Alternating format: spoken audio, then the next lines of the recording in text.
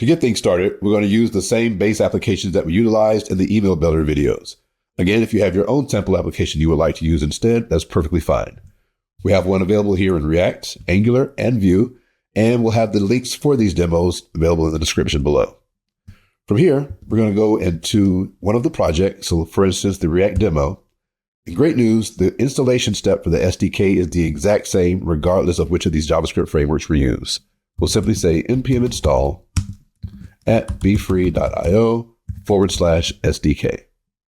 That step again applies to all three frameworks for the page builder application. Now let's talk for a moment about authorization. As we mentioned in the email videos, it is important that you don't expose your client ID or secret in the front-end application itself.